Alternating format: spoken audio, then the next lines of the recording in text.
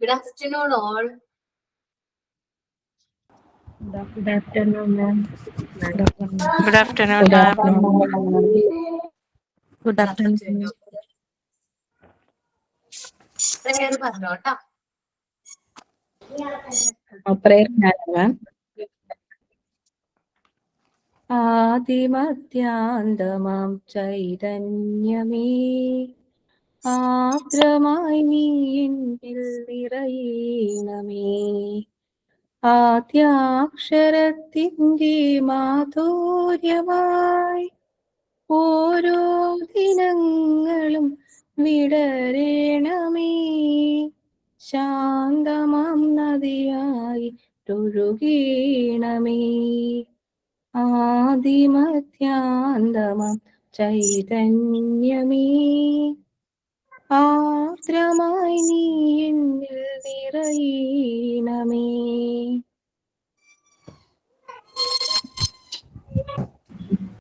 Signing and thought of the day. Good afternoon, ma'am.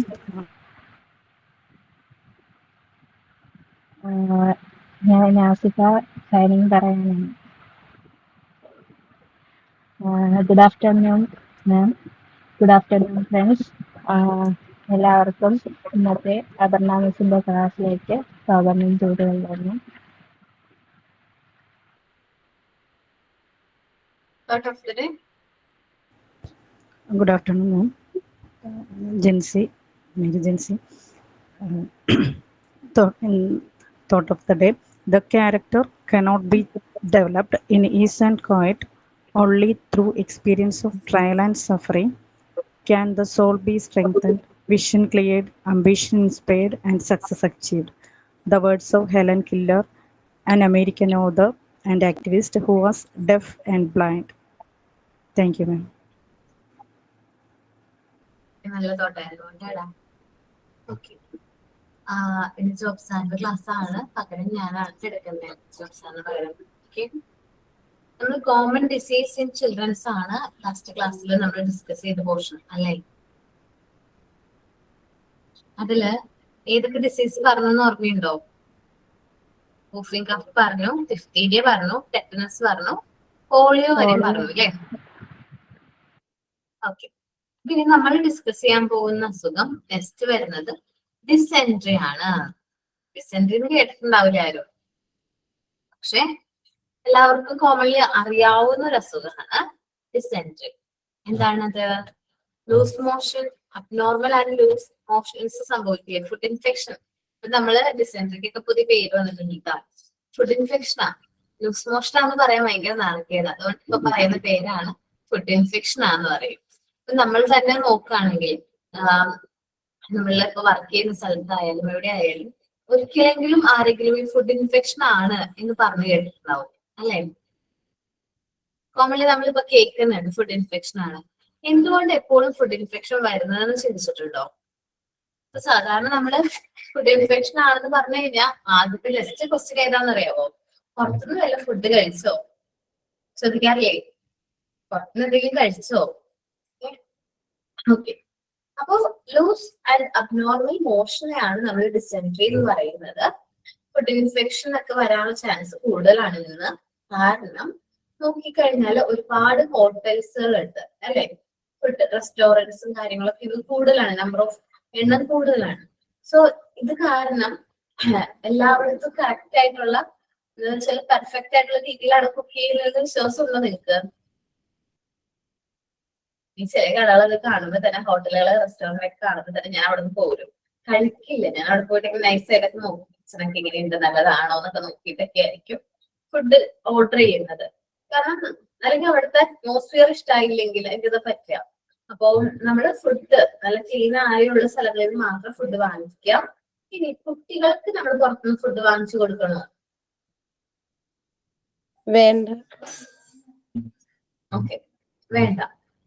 കാരണം കുട്ടികൾക്ക് ഈ പുറത്തുനിന്ന് ഫുഡ് വാങ്ങിച്ചു കൊടുക്കുന്നതിലൂടെ അവർ ആ പുറത്തുനിന്നുള്ള ഫുഡിന് അഡിക്റ്റഡ് ആകും.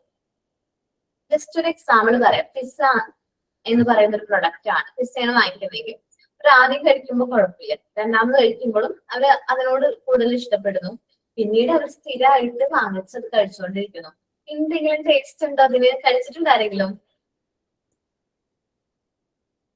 ടേസ്റ്റ് ഉണ്ട്. ടേസ്റ്റ് ഉണ്ടോ അതിന്? ടേസ്റ്റ് ഉണ്ട്. എന്റെ അഭിപ്രായത്തിൽ വലിയ ടേസ്റ്റ് ഒന്നും ഇല്ല അല്ലേ? അതിന് വലിയ ന്യൂട്രീഷ്യസ് വാല്യൂ കാര്യങ്ങളോ ഒന്നുമില്ല. പക്ഷെ അത് ഒരുപാട് പിള്ളേര് ഇത് പിസ്സ, കൊക്കോ ഒക്കെ വളരെ കൂടുതൽ ഇന്ന് കേരളത്തിൽ കൂടുതൽ യൂസ് ചെയ്യുന്നുണ്ട്. കൊക്കോകോള, അതേപോലെ തന്നെ പിസ്സ പോലുള്ള പ്രോസസ്ഡ് ഫുഡ്സ് കാര്യങ്ങൾ എന്ത് ചെയ്യുന്നുണ്ട്, ഒരുപാട് യൂസ് ചെയ്യുന്നുണ്ട്. അപ്പോ മാക്സിമം നമ്മൾ അങ്ങനെ പുറത്തുനിന്നുള്ള ഫുഡ് കുട്ടികൾക്ക് കൊടുക്കായിരിക്കും നല്ലത്, വാങ്ങിച്ചു കൊടുക്കാതിരിക്കാൻ നല്ലത്. ഇനി നമ്മൾ പുറത്തു പോയി ഫുഡ് കഴിക്കണ്ട എന്നല്ല അർത്ഥം. വെക്കേഷൻ ഒക്കെ വരുമ്പോ നമ്മൾ ലാസ്റ്റ് ഒക്കെ ആവുമ്പോഴേക്കും ഒരു ദിവസം പുറത്തൊക്കെ പോയി ഒരു പ്രാവശ്യം ഫുഡ് വാങ്ങിച്ചു കൊടുക്കുന്നത് നല്ലതായിരിക്കും. അത് മനസ്സിൽ അത് സ്റ്റോർ ചെയ്ത് കിടക്കും. അവർക്ക് ഭയങ്കര ഹാപ്പി ആയിരിക്കും. പുറത്തൊക്കെ ഫുഡ് ഔട്ടിംഗ് ഒക്കെ പോയി വരുമ്പോൾ പുറത്തുനിന്ന് ഫുഡൊക്കെ കഴിക്കുന്നത്. അങ്ങനെ കൊടുക്കാം. പക്ഷെ നമ്മൾ ശ്രദ്ധിക്കേണ്ട ഒരു കാര്യം എന്ന് പറഞ്ഞാല് ക്ലീൻ ആയിട്ടുള്ള പ്ലേസിൽ നിന്നാണോ നമ്മൾ ഫുഡ് വാങ്ങിച്ചു കൊടുക്കേണ്ടത് എന്ന് ശ്രദ്ധിക്കണം. ഇനി സാധാരണ ലൂസ് മോഷൻ വന്നു കഴിഞ്ഞാൽ നമ്മൾ എന്താ വീട്ടിൽ ചെയ്യാറ്? കൊടുക്കൈകളൊക്കെ ചെയ്യും അല്ലെ? ORSന്റെ വെള്ളം കുടിക്കും അല്ലെ? ചെയ്യാറില്ലേ? ORSന്റെ വെള്ളം ഒക്കെ കുടിക്കൂലേ? ഓക്കെ. അപ്പൊ ORSന്റെ വെള്ളം കുടിക്കാം. ഐസ് വാട്ടർ നമുക്ക് കുടിക്കാം.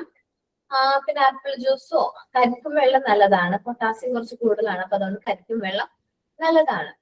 ഇനി ലൂസ് മോഷൻ എപ്പോഴാണ് ഡിസെൻട്രി ആയിട്ട് മാറുന്നത് എന്ന് വെച്ച് കഴിഞ്ഞാല് നമ്മുടെ ബോഡിയിൽ ടെമ്പറേച്ചർ കൂടുന്നു, നമുക്ക് ഫീവർ വരുന്നു. നമുക്ക് ലൂസ് മോഷൻ മാത്രമല്ല, അതിനൊപ്പം തന്നെ നമുക്ക് ഫീവർ വരുന്നുണ്ട്. നമ്മള് മൂവ്മെന്റ്സിന് പോകുമ്പോ അല്ലെങ്കിൽ ടോയ്ലറ്റിൽ പോകുമ്പോൾ മോഷന്റെ ഒപ്പം ബ്ലഡിന്റെയും കൂടി പ്രസൻസ് ഉണ്ട്. നമുക്ക് ഇപ്പൊ വെള്ളം കുടിക്കാം, പക്ഷെ വെള്ളം കുടിക്കുമ്പോൾ എന്ത് കഴിക്കുമ്പോഴും വോമിറ്റിംഗ് കൂടി വരുന്നു.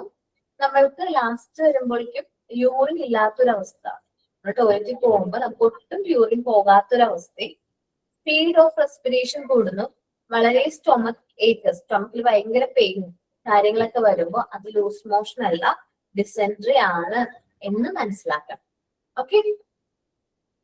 ലൂസ് മോഷൻ നമ്മൾ ജസ്റ്റ് അബ്നോർമൽ ആയിട്ട് പോകുന്ന മോഷൻസിന് നമ്മൾ ലൂസ് മോഷൻ എന്ന് പറയും. ലൂസ് മോഷന്റെ ഒപ്പം ഞാൻ ഈ പറഞ്ഞ സിംറ്റംസും കൂടി ഉണ്ടെങ്കിൽ അത് ലൂസ് മോഷൻ അല്ല, എന്താണ്? ഡിസെൻട്രി ആണ്. ഡിസെൻട്രിയുടെ റിസൾട്ട് അല്ലെങ്കിൽ മെയിൻ ആയിട്ടുള്ളൊരു ഫാക്ടർ എഫക്ട് എന്ന് പറഞ്ഞാൽ ഡീഹൈഡ്രേഷൻ ആണ്. എന്താണ് ഡീഹൈഡ്രേഷൻ എന്ന് അറിയാവോ? കേട്ടിട്ടുണ്ടോ ഡീഹൈഡ്രേഷനെ കുറിച്ച്? നിർജ്ജലീകരണം. നമ്മുടെ ബോഡിയിൽ നിന്ന് വെള്ളം ഇല്ലാത്തൊരവസ്ഥ, വെള്ളം നഷ്ടപ്പെട്ടു പോകുന്ന ഒരു അവസ്ഥേനെയാണ് നിർജ്ജലീകരണം എന്ന് പറയുന്നത്. സാധാരണ നമ്മൾ ബോഡിയിൽ പോകുന്ന വെള്ളത്തിനനുസരിച്ച് നമ്മൾ ഇൻടേക്ക് ചെയ്ത് കഴിഞ്ഞാൽ, കുടിച്ചു കഴിഞ്ഞാൽ ആ വെള്ളം അവിടെ മെയിൻറ്റെയിൻ ആവും. പക്ഷെ വൊമിറ്റിംഗ് കൂടി വരുമ്പോൾ, ലൂസ് മോഷൻ പ്ലസ് വൊമിറ്റിംഗ് വരുമ്പോൾ നമ്മുടെ ബോഡിയിൽ നിന്ന് വെള്ളം നഷ്ടപ്പെട്ടുകൊണ്ടിരിക്കും. അപ്പൊ അത് നിർജ്ജലീകരണത്തിന് കാരണമാകുന്നു. നമുക്ക് അത് ചെക്ക് ചെയ്യാനായിട്ടുള്ള കാര്യം, നമുക്ക് യൂറിൻ പാസ് ചെയ്യണമെന്ന് തോന്നും, പക്ഷെ യൂറിൻ വരാത്തൊരവസ്ഥ. ടോയ്ലറ്റിൽ പോകുമ്പോൾ നമുക്ക് യൂറിൻ വരാത്തൊരവസ്ഥ, അത് നിർജ്ജലീകരണത്തിന്റെ ഒരു സിംറ്റം ആണ്. അങ്ങനെ ഒരു സിംറ്റം വരാണെങ്കിൽ എത്രയും പെട്ടെന്ന് നമ്മൾ എന്ത് ചെയ്യാൻ നോക്കുക? ഇമ്മീഡിയറ്റ്ലി ഹോസ്പിറ്റലിൽ പോകാനും ട്രീറ്റ്മെന്റ് എടുക്കാനും നോക്കുക. അപ്പോ നമ്മൾ ജസ്റ്റ് നാണക്കേടാണ്, ലൂസ് മോഷൻ എന്ന് പറയാനൊക്കെ ഭയങ്കര നാണക്കേടാണെന്നൊന്നും വിചാരിക്കരുത്. കാരണം നമ്മൾ കറക്റ്റ് ടൈമിൽ ട്രീറ്റ്മെന്റ് കിട്ടിയില്ലെങ്കിൽ നിർജ്ജലീകരണം കുറച്ച് എന്താ പറയുക, റിസ്കി ആയിട്ടുള്ള ഒരു കാര്യമാണ്. അപ്പൊ അതുകൊണ്ട് ബാക്കി നമ്മുടെ ഇന്റേണൽ ഓർഗൻസിനൊക്കെ അത് അഫക്ട് ചെയ്യും. സോ നമ്മൾ പ്രോപ്പർ ആയിട്ടുള്ള മെഡിക്കൽ എയ്ഡ് എടുക്കാൻ നോക്കുക കേട്ടോ. അപ്പൊ എന്താണ് ഡിസെൻട്രി എന്ന് പറയുന്നതാണ് abnormal and loose motion pass ചെയ്യുന്നു. അതിനോടൊപ്പം നമ്മുടെ stomach ache, fever, pain in abdomen, പിന്നെന്താണ് നിർജ്ജലീകരണം, ഡീഹൈഡ്രേഷൻ ഒക്കെ സംഭവിച്ചു കഴിഞ്ഞാൽ അതെന്താന്ന് കൺഫേം ചെയ്യാൻ ഡിസെൻട്രി ആണെന്ന് കൺഫേം ചെയ്യാം. ഓക്കെ. ഞാൻ എന്റെ മോൾക്ക് ലൂസ് മോഷൻ വന്നൊരു കാര്യം പറഞ്ഞിട്ടുണ്ടായിരുന്നു നിങ്ങളുടെ അടുത്ത്? ഇല്ല. എന്റെ മോള് 1.5 വയസ്സായ സമയത്ത് ഇതേപോലെ ആൾക്ക് ലൂസ് മോഷൻ ആണ്. ഞാൻ സാധാരണ വിചാരിച്ചു ലൂസ് മോഷൻ അല്ലേ, 1.5 വയസ്സാകുമ്പോൾ ഞാൻ വിചാരിച്ചു എന്തെങ്കിലും കുട്ടിയിൽ മാറ്റം വരുമ്പോഴൊക്കെ ലൂസ് മോഷൻ തന്നെയാണ്. അപ്പൊ ഞാൻ വിചാരിച്ചു അത് സാധാരണ നോർമൽ ആയിരിക്കും. ഞാൻ ഹസ്ബൻഡിനോട് പറഞ്ഞു മോൾക്ക് ലൂസ് മോഷൻ ഉണ്ട്. അപ്പൊ ഹസ്ബൻഡ് പറഞ്ഞു കുഴപ്പമില്ല, ഞാൻ ഓഫീസിൽ പോയിട്ട് വന്നിട്ട് നമുക്ക് നോക്കാം, ഡോക്ടറിന്റെ അടുത്ത് കാണിക്കാൻ, കുഴപ്പമൊന്നുമില്ലല്ലോ, ഒരു പ്രാവശ്യമല്ലേ പോയത്. അപ്പൊ ഞാൻ വിചാരിച്ചു ഒരു പ്രാവശ്യമല്ലേ പോയത്, കുഴപ്പമുണ്ടാവില്ല. പക്ഷേ ഹസ്ബൻഡ് ഒക്കെ പോയി, പിന്നെ ഞാൻ ഒറ്റയ്ക്കായി. എന്ന് വെച്ചാൽ ഹസ്ബൻഡ് ഇല്ല, ഞാൻ വീട്ടിൽ ഒറ്റയ്ക്കായി കഴിഞ്ഞപ്പോ മോൾക്ക് ഇത് തന്നെ ലൂസ് മോഷൻ തന്നെ പൊക്കോണ്ടേയിരിക്കുകയാണ്. പെട്ടെന്ന് അവള് വീക്ക് ആവുന്നത്. അവള് പിന്നെ ഭക്ഷണം കഴിക്കുന്നില്ല, ഫീഡ് ചെയ്യുന്നുണ്ട്, ഫീഡ് ചെയ്തിട്ടും അവള് പാല് കഴിക്കുന്നില്ല. പിന്നെ അവള് ഭയങ്കരമായിട്ട് വീക്കായി, നമ്മുടെ കയ്യിലേക്ക് തളർന്ന് വീഴുന്ന പോലെ ഒരു അവസ്ഥയായി. അപ്പൊ എനിക്ക് മനസ്സിലായി ഇതിനി എന്റെ കയ്യിൽ നിൽക്കില്ല. ഞാൻ വേഗം എന്ത് ചെയ്തു, ഓട്ടോ വിളിച്ചു. ഞങ്ങൾ ഡോക്ടറുടെ അടുത്ത് ഹോസ്പിറ്റലിൽ പോയി. ഡോക്ടർ വീട്ടിൽ ചെന്നപ്പോ ഡോക്ടർ ഹോസ്പിറ്റലിലേക്ക് പോയി എന്ന് പറഞ്ഞു. ഞാൻ ഇമ്മീഡിയറ്റ്ലി ഞാൻ ഹോസ്പിറ്റലിലേക്ക് ചെന്ന് ഡോക്ടറിനോട് നേരിട്ട് കയറി പറഞ്ഞു. കാരണം മോള് ഭയങ്കരമായിട്ട് നമ്മുടെ കയ്യിൽ ഇങ്ങനെ വീണ് പോണം. വെച്ചാല് പറഞ്ഞു കഴിഞ്ഞാൽ എന്താ, നമ്മുടെ കയ്യിലേക്ക് അവളൊട്ടും എന്താ ഒരു ആരോഗ്യമില്ലാത്ത പോലെ വളരെ തളർന്നു പോകണം. അപ്പൊ ഞാൻ ഡോക്ടറോട് പറഞ്ഞു ആള് രാവിലെ മുതൽ ഇങ്ങനെ ലൂസ് മോഷൻ ഉണ്ടായിരുന്നു, ഇപ്പോഴാണ് ആൾ ഇത്രയും വീക്ക് ആയെന്ന് പറഞ്ഞു. ഡോക്ടർ വേഗം ഞാൻ ചീട്ട് എടുത്തിട്ടുണ്ടായിരുന്നു, അതില് ട്രിപ്പ് ഇടാനാണ് എഴുതി കൊടുത്തത്. ട്രിപ്പ് ഇടാൻ കൊടുത്തു. ഞാൻ നേരെ നേഴ്സിംഗ് റൂമിലേക്ക് ചെന്നു. ട്രിപ്പൊക്കെ ഇട്ട് കൊണ്ടുവന്ന് ബെഡിൽ കിടത്തി വരും. അത് കഴിഞ്ഞിട്ട് ഡോക്ടർ വന്നു, പിന്നെയാണ് മെഡിസിൻസ് എഴുതിയത്. കാരണം ആ സമയത്ത് സംഭവിച്ചുകൊണ്ടിരുന്നത് ഡീഹൈഡ്രേഷൻ ആണ്.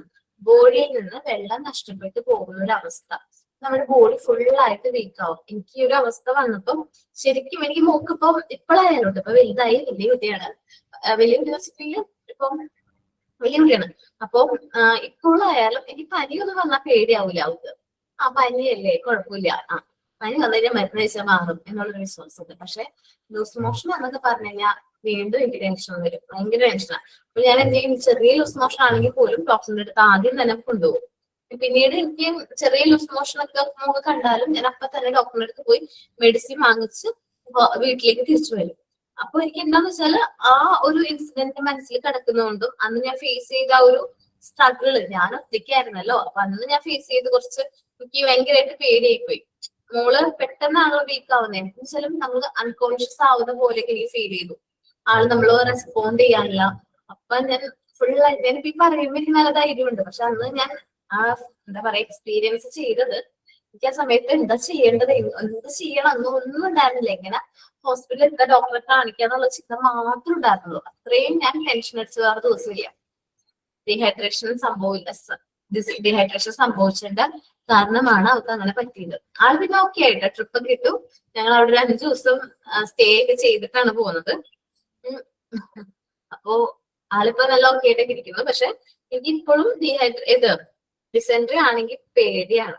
കാരണം അന്ന് ആ ഒരു ഇൻസിഡന്റ് എന്റെ മനസ്സിൽ ഇന്നും കിടക്കാണ്. അപ്പൊ ആരെങ്കിലും കുട്ടികൾക്ക് വയ്യ ലൂസ് മോഷൻ എന്ന് പറയുമ്പോൾ ഞാൻ ആദ്യം ചോദിക്കാം, ഡോക്ടറെ കാണിച്ചോ, ആന്റിബയോട്ടിക് എഴുതിയോ, അല്ലെങ്കിൽ ട്രീറ്റ്മെന്റ് സ്റ്റാർട്ട് ചെയ്തോ എന്ന് ചോദിക്കും. കാരണം അവർ പറയും ഇല്ല അത് ലൂസ് മോഷൻ അല്ല, അത് മാറുമെന്ന് നോക്കാന്ന് പറഞ്ഞു കഴിഞ്ഞാൽ ഞാൻ വാൺ ചെയ്യും, ഡോക്ടറെ കാണിക്കണം കേട്ടോ എന്ന് പറയും. കാരണം എനിക്ക് പേടിയാണ്, ഞാൻ അന്ന് അത് ഫേസ് ചെയ്ത് വന്നതാ. കാരണം മോള് എന്ന് വെച്ചാൽ വളരെ തളർന്നു മുടിഞ്ഞു പോകുന്ന പോലെ, എന്നുവെച്ചാൽ നമ്മൾ പറയില്ലേ ഫുൾ ഒട്ടും ബാലൻസിൽ ഒട്ടും ആരോഗ്യം ഇല്ലാത്ത പോലെ എനിക്ക് ഫീൽ ചെയ്തു. കറക്റ്റ് ടൈമിൽ ട്രീറ്റ്മെന്റ് കിട്ടിയത് കൊണ്ട് ആ ഒരു ഇതിൽ നിന്ന് സ്കേപ്പായി. അപ്പൊ ഒരുപാട് പേര് അതേപോലെ ഫേസ് ഒക്കെ ചെയ്തിട്ടുണ്ടാവും. അപ്പോ ഡിസെൻട്രി എന്ന് പറയുന്നത് നിസ്സാരം ഒരു അസുഖമാവണമെന്നില്ല, പക്ഷെ അത് കോംപ്ലിക്കേറ്റഡ് ആണ്. ഈ ഡീഹൈഡ്രേഷനും കൂടി സംഭവിക്കുമ്പോഴാണ് അത് കോംപ്ലിക്കേഷൻ കൂടുന്നത്. ഓക്കെ, ക്ലിയർ ആണ് എല്ലാവർക്കും? ഓക്കെ, നമുക്ക് നോക്കാം. ഇതിന് നമ്മള് ഡോക്ടർ ട്രിപ്പ് ഇട്ട് കഴിഞ്ഞതിന് ശേഷം പറഞ്ഞത് ആൾക്ക് കരിക്കുവെള്ളമൊക്കെ കൊടുത്തു തുടങ്ങിക്കോളാൻ പറഞ്ഞു. കാരണം കരിക്കുവെള്ളമൊക്കെ നല്ലതാണ്, അതിൽ കുറച്ച് നല്ല രീതിയിൽ പൊട്ടാസ്യം ഒക്കെ ഉണ്ട്, അത് കൊടുത്തോളാൻ പറഞ്ഞിട്ടുണ്ടായിരുന്നു. നോക്കാം കേട്ടോ. This is the disease in which loose and abnormal motions are passed. ഈ ഒരു അസുഖത്തിന്റെ സമയത്ത് loose and abnormal motion pass ചെയ്യും. പെയിൻ ഇൻ ദ സ്റ്റൊമക്ക്, നമുക്ക് നല്ല രീതിയിൽ സ്റ്റൊമക്ക് ഏക്ക് ഉണ്ടാവും. Is usually attended by loose motion. Loose motion സമയത്ത് നല്ല പെയിനോട് കൂടി ആയിരിക്കും നമുക്ക് ഫീൽ ചെയ്യുന്നത്. Patient become okay. The motion contains pus and blood. ആ ഒരു മോഷനിൽ പസ്സും പിന്നെ ബ്ലഡിന്റെ അംശവും കാണാൻ പറ്റും. പഴുപ്പും അതേപോലെ തന്നെ ബ്ലഡിന്റെ ഒരു അംശവും അതിൽ കാണാൻ പറ്റും. The patient become very weak due to the loss of water from the body. നമ്മുടെ ബോഡിയിൽ നിന്ന് വാട്ടർ നഷ്ടപ്പെടുന്നത് മൂലം ആ പേഷ്യന്റ് പെട്ടെന്ന് വീക്ക് ആവും. അതിന്റെ റീസൺ എന്താണ് ഞാൻ പറഞ്ഞത്? എന്ത് പറഞ്ഞല്ല, ബോഡിയിൽ നിന്ന് വാട്ടർ നഷ്ടപ്പെടുന്നതിനെ നമ്മൾ പറയുന്ന ഒരു പേര് ഡീഹൈഡ്രേഷൻ. ഓക്കെ, അപ്പൊ അവരോട് നോട്ട് ചെയ്ത് വെച്ച എല്ലാവരും dehydration, the patient become very weak due to the loss of water from the body എന്ന് പറയുന്നത് എന്താണ്? ഡീഹൈഡ്രേഷൻ ആണ്. The patient should be get prompt medical aid. നമ്മൾ പ്രോപ്പർ ആയിട്ടുള്ള മെഡിക്കൽ കെയർ നമ്മൾ ആ ടൈമിനുള്ളിൽ പ്രൊവൈഡ് ചെയ്യണം. നമ്മളുടെ ഉത്തരവാദിത്തമാണ്. കുട്ടികൾ ഡീഹൈഡ്രേഷൻ ഡിസെൻട്രി വന്നിട്ടുണ്ടോ? വന്നിട്ടുണ്ട്. മക്കൾക്ക് വന്നിട്ടുണ്ട്. എങ്ങനെയായിരുന്നു ആ സമയത്ത് എക്സ്പീരിയൻസ്? ഞാൻ പറഞ്ഞ പോലെയൊക്കെ ആയിരുന്നോ? വന്നിട്ടില്ല. ഷില്ലു മോനാണോ അല്ലെ കുട്ടികൾക്കാണോ വന്നത്? നമുക്ക് 3 പേർക്കും ഒരുമിച്ച് വന്നിട്ടുണ്ട്. ആണോ? ഫുഡ് പുറത്ത് കഴിച്ചോ? അങ്ങനെയല്ല, ക്ഷേത്രങ്ങളില് പോയിരുന്നു. അപ്പം പുറത്തുനിന്ന് ഫുഡ് കഴിച്ചു. അപ്പൊ അവിടെ വെച്ച് ഇതേപോലെ വോമിറ്റിങ് 3 പേർക്കും എല്ലാവർക്കും കണ്ടിന്യൂസ് വോമിറ്റിംഗ് ആയി. പിന്നീട് വീട്ടിൽ വന്നു. വീട്ടിൽ വന്നിട്ടും ഒരു 2 വീക്ക് ഫുള്ളായി ഹോസ്പിറ്റലൊക്കെ ആയിരുന്നു. മേ ബി കണ്ടാമിനേറ്റഡ് ആയിട്ടുള്ള വാട്ടറോ വെള്ളമോ അല്ലെങ്കിൽ ഫുഡോ കഴിക്കുമ്പോ നമുക്ക് അങ്ങനെ വരും. അതെ. അവിടുന്ന് ഇപ്പം അറിയാൻ കഴിഞ്ഞെന്ന് വെച്ചാല് പുറത്തുനിന്ന് കഴിച്ച ഫുഡിലോ വെള്ളത്തിലോ എന്തോ ഒരു ഇതുണ്ടായിരുന്നു എന്നാണ് അറിഞ്ഞത്. അപ്പൊ ശ്രദ്ധിക്കണം കേട്ടോ. എല്ലാവരും പുറത്തുനിന്നൊക്കെ പോകുമ്പോ, നമ്മൾ പുറത്ത് പോകുമ്പോഴൊക്കെ നമ്മൾ കുട്ടികൾ പറയും വെള്ളം വേണം, ജ്യൂസ് വേണം എന്നൊക്കെ പറയുമ്പോ മാക്സിമം വാങ്ങിച്ചു കൊടുക്കാതിരിക്കുക. ഞാൻ എന്താ ചെയ്യണമെന്ന് വെച്ചിട്ടുണ്ടെങ്കിൽ ബാഗില് കുപ്പിയില് വെള്ളം നിറച്ചുകൊണ്ട് പോകും. തിളപ്പിച്ചാറ്റിയ വെള്ളം കുപ്പിയിൽ പാക്ക് ചെയ്തിട്ട് പോകും. എന്നിട്ട് ഞാൻ ദാഹിക്കണം എന്നൊക്കെ പറയും. കാണിക്കൂല. വീട്ടിൽ നിൽക്കണത് കണ്ടു കഴിഞ്ഞാൽ ഭയങ്കര കരച്ചിലൊക്കെയാണ്. അപ്പൊ ഞാൻ കാണിക്കൂല, ഒളിപ്പിച്ച് വെച്ചിട്ട് ദാഹിക്കണം എന്ന് പറയുമ്പോൾ കറക്റ്റ് ആയിട്ട് എടുത്ത് കൊടുക്കും. അപ്പൊ അവള് നൈസായിട്ട് ഏതെങ്കിലും ബേക്കറിയുടെ ഒക്കെ ഫ്രണ്ടിൽ എത്തുമ്പോഴാണ് ദാഹിക്കുന്നു നടവെടുക്കുക. വാങ്ങിച്ചു കൊടുക്കൂല. ഞാൻ ഭയങ്കര സ്ട്രിക്റ്റ് എന്നല്ല, പുറത്തുനിന്ന് വാങ്ങിച്ചു കൊടുക്കുന്നതിനോട് താല്പര്യം ഇല്ലാത്തതുണ്ട്. പക്ഷെ വീട്ടിൽ ഞാൻ അതിപ്പോ ഫ്രൂട്ട്സ് എന്തെങ്കിലും കിട്ടുകയാണെങ്കിൽ ഞാൻ അത് ജ്യൂസൊക്കെ ആക്കി കൊടുക്കും. അതെനിക്ക് കുഴപ്പമില്ല. പക്ഷെ പുറത്തുനിന്ന് നമുക്ക് പറയാൻ പറ്റില്ല അവരെന്ത് വാട്ടറാണ് യൂസ് ചെയ്യുന്നത്. അതേപോലെ ഐസ് ക്യൂബ്സ് ഇല്ലേ, നമ്മള് ഐസ് ക്യൂബ്സുകള് നമ്മൾ വിചാരിക്കും ആ വെള്ളം കുഴപ്പമില്ല എന്നൊക്കെ. ഐസ് ക്യൂബ് ഒക്കെ ആയിട്ട് വാങ്ങിക്കാൻ കിട്ടില്ലേ, അത് ഞാൻ അങ്ങനെയുള്ള ഡ്രിങ്ക്സ് ഒന്നും കൊടുക്കൂല. കാരണം ഈ ഐസ് ക്യൂബ്സും എങ്ങനെയാണ് അവർ പ്രിപ്പയർ ചെയ്യുന്നതെന്ന് നമുക്ക് പറയാൻ പറ്റില്ല. മാക്സിമം നമ്മൾ പുറത്തുനിന്നുള്ള ഫുഡ് ഒരു പരിധിവരെ ഒഴിവാക്കുകയാണെങ്കിൽ കുട്ടികൾക്ക് ഒരു പരിധിവരെ അസുഖങ്ങൾ വരുന്നത് ഒഴിവാക്കാൻ പറ്റും. ഓക്കെ, ഡിസെൻട്രി എല്ലാവർക്കും ക്ലിയർ ആണല്ലോ? ജോണ്ടിസ്, നിങ്ങൾക്ക് അറിയോ ജോണ്ടിസ് എന്ന് പറയുന്ന അസുഖം എന്താണെന്ന്? മഞ്ഞപ്പിത്തം. ഓക്കെ, മഞ്ഞപ്പിത്തം അല്ലെ. വന്നിട്ടുണ്ടോ ആർക്കെങ്കിലും? മോന് വന്നിട്ടുണ്ട്. മഞ്ഞപ്പിത്തം വന്നിട്ടുണ്ട്. മോന് വന്നിട്ടുണ്ട്. എത്ര ഏജ് ആയുള്ളപ്പോ? അവൻ വലുതാ, 9th-ലായിരിക്കപ്പോ വന്നു. 1 മാസം ക്ലാസ്സിൽ പോകാൻ പറ്റിയില്ല. 2 മാസം സിവിയർ ആയിരുന്നു. ഹോമിയോ മെഡിസിൻ കൊണ്ട് മാറി. ഈ ജോണ്ടിസ് അല്ലെങ്കിൽ മഞ്ഞപ്പിത്തം എന്ന് പറയുന്നത് ഈസിലി സ്പ്രെഡ് ചെയ്യുന്ന ഒരു ടൈപ്പ് ഓഫ് ഡിസീസ് ആണ്. നമ്മൾ കണ്ടാമിനേറ്റഡ് ആയിട്ടുള്ള വാട്ടറിലൂടെയൊക്കെയാണ് അത് മെയിൻലി സ്പ്രെഡ് ആകുന്നത്. ശുദ്ധത്വമില്ലാത്ത പ്ലേസുകൾ അല്ലെങ്കിൽ കണ്ടാമിനേറ്റഡ് ആയിട്ടുള്ള വാട്ടറിലൂടെയാണ് സ്പ്രെഡ് ചെയ്യുന്നത്. മാക്സിമം ഇത് നമ്മൾ സ്പ്രെഡ് ചെയ്യാതിരിക്കാൻ വേണ്ടിയിട്ട് കുട്ടികൾക്ക് നമ്മൾ ബോയിൽഡ് വാട്ടർ കൊടുത്ത് ശീലിപ്പിക്കാം. ബോയിൽഡ് ആൻഡ് കോൾഡ് വാട്ടർ കൊടുത്ത് ശീലിപ്പിക്കാം. തിളപ്പിച്ചാറ്റിയ വെള്ളം കൊടുക്കുക കേട്ടോ. അപ്പോ നിങ്ങളൊക്കെ എങ്ങനെ വെള്ളം തിളപ്പിച്ചാൽ വരുമ്പോ തന്നെ ഓഫ് ചെയ്യോ ഗ്യാസ്?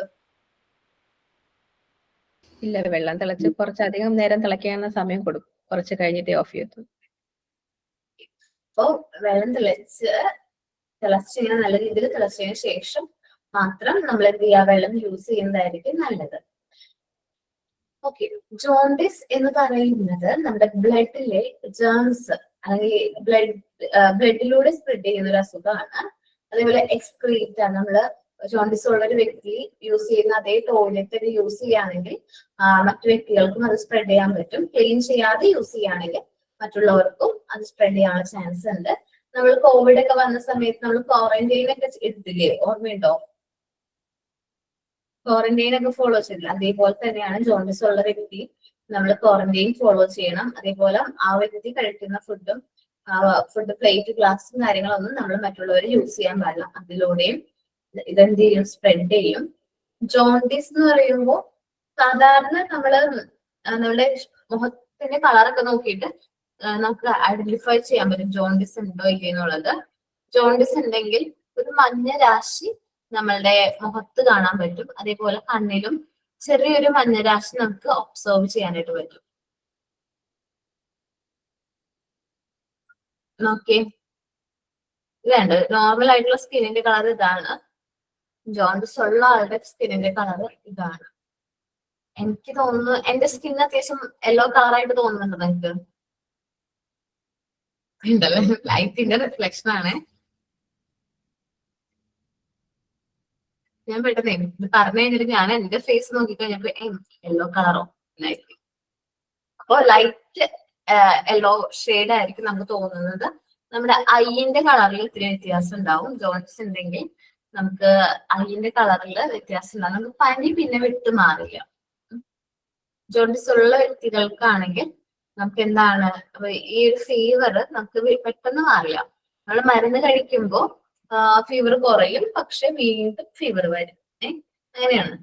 അപ്പൊ ജോണ്ടിസ് കറക്റ്റ് ടൈമിൽ ഐഡന്റിഫൈ ചെയ്യണം. ബ്ലഡ് ടെസ്റ്റ് ചെയ്ത് കണ്ടെത്തിയില്ലെങ്കിൽ അത് കുറച്ച് കോംപ്ലിക്കേറ്റഡ് ആണ്. ഈ ഒരു അസുഖം ഇത്തിരി കോംപ്ലിക്കേറ്റഡ് ആണ്. മരണം വരെ സംഭവിക്കാവുന്ന അസുഖമാണ്. ഒരുപാട് പേരുടെ ജീവൻ നഷ്ടപ്പെട്ടു പോയിട്ടുണ്ട് കറക്റ്റ് ടൈമിൽ ആ ഒരു അസുഖമാണ് എന്ന് ഐഡന്റിഫൈ ചെയ്യാൻ പറ്റാതെ. ഒരുപാട് പേരുടെ ജീവൻ നഷ്ടപ്പെട്ടു പോയിട്ടുള്ള ഒരു അസുഖമാണ്. അപ്പോ ജോണ്ടിസ് ആണെങ്കിൽ അത് കറക്റ്റ് ടൈമിൽ ഐഡന്റിഫൈ ചെയ്യുകയാണെങ്കിൽ നമുക്ക് ട്രീറ്റ്മെന്റ് എടുത്തു കഴിഞ്ഞാൽ അത് പ്രോപ്പർ ആയിട്ട് നമുക്ക് മാറ്റിയെടുക്കാനായിട്ട് പറ്റുന്ന ഒരു അസുഖമാണ്. ഓക്കെ, പിന്നെ ഡയറ്റും കാര്യങ്ങളൊക്കെ പ്രോപ്പർ ആയിട്ട് ഫോളോ ചെയ്ത് കഴിഞ്ഞാൽ പൂർണ്ണമായിട്ട് നമുക്ക് ഈ ഒരു ജോണ്ടിസ് എന്ന് പറയുന്ന അസുഖം കവർ ചെയ്തെടുക്കാം.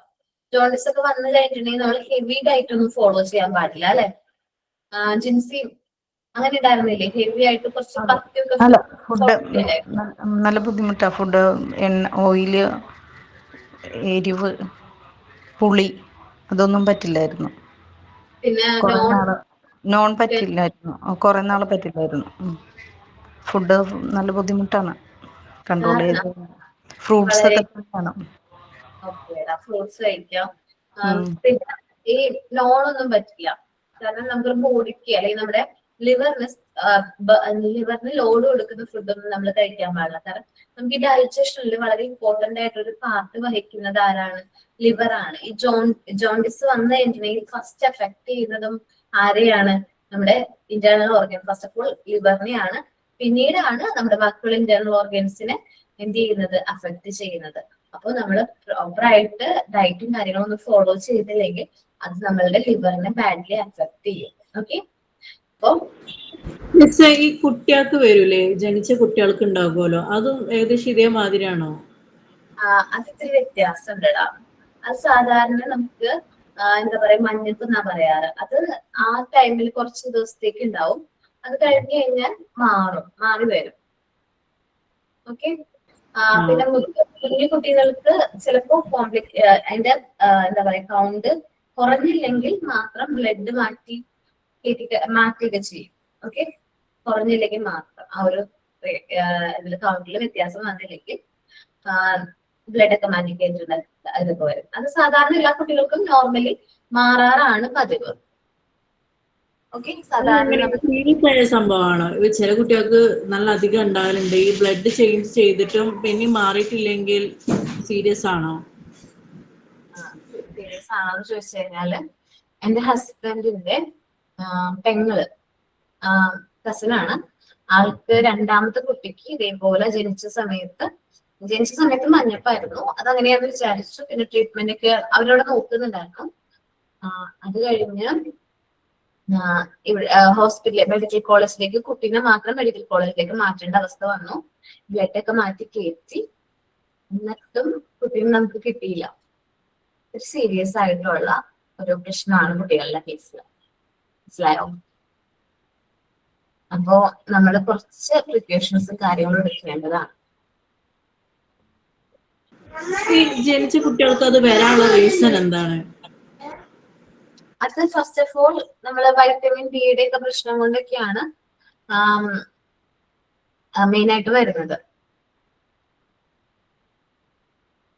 ഓക്കെ, വൈറ്റമിൻ ഡിയുടെ പ്രശ്നമൊക്കെ ആയിരിക്കും. പിന്നെ ഹൈപ്പർ ആയിട്ടുള്ള സിറ്റുവേഷനിലൊക്കെയാണ് കുട്ടികൾക്ക് എന്ന് പറഞ്ഞിട്ടുണ്ടെങ്കിൽ എന്താ പറയാ ജോണ്ടിസ് ആയിട്ട് മാറുന്നതാണ്.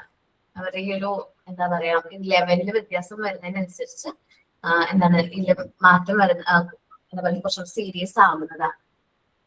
ഹെപ്പറ്റൈറ്റിസ് ഓക്കെ അങ്ങനെ മാറുന്നതാണ്. അപ്പൊ അത് കുട്ടികളെ സംബന്ധിച്ച് ഞാൻ പറയുന്ന അസുഖം കുട്ടികൾ ജനിച്ച ഉടനെ വരുന്ന ആ ഒരു അസുഖമല്ല ജോണ്ടിസ് എന്ന് പറയുന്നത്.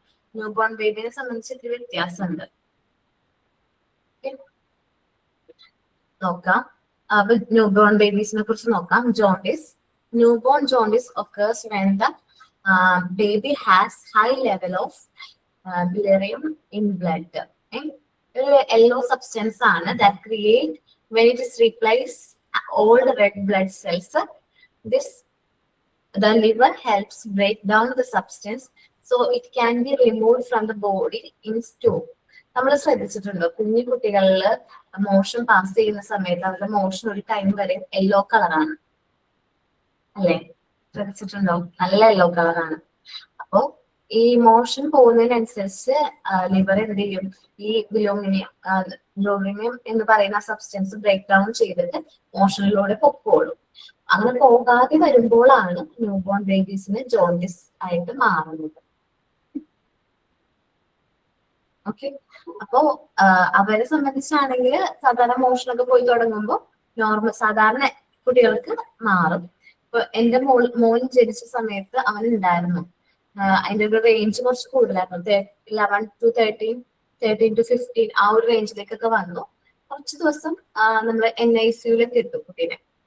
NICUലേക്ക് ഇട്ട് കഴിഞ്ഞപ്പോ ആളോ NICUലൊക്കെ കൊണ്ടുപോകും. നമ്മളവിടെ കുട്ടീനെ ഉറക്കിയിട്ട് അവിടെ ചൂടത്ത് കിടത്തും. അത് കഴിഞ്ഞ് അത് മാറി പിന്നെ ഞങ്ങൾക്ക് പ്രോപ്പറായിട്ട് ഡിസ്ചാർജ് ആവാനൊക്കെ പറ്റി. നമ്മൾ ഇതൊക്കെ നോക്കിയിട്ടാണ് ന്യൂ ബോൺ ബേബീസിനെ ഹോസ്പിറ്റലിൽ നിന്ന് ഡിസ്ചാർജ് ചെയ്യുന്നത്. ഇതിന്റെ അളവും കാര്യങ്ങളൊക്കെ നോക്കിയിട്ടൊക്കെയാണ് എന്ത് ചെയ്യുന്നത്, കറക്റ്റ് ആയിട്ട് നോക്കിയിട്ടൊക്കെ ആയിരിക്കും ഡിസ്ചാർജ് ചെയ്യുന്നത്. പിന്നെ നമ്മള് എന്തോ എടുത്താൽ മതി ആണോ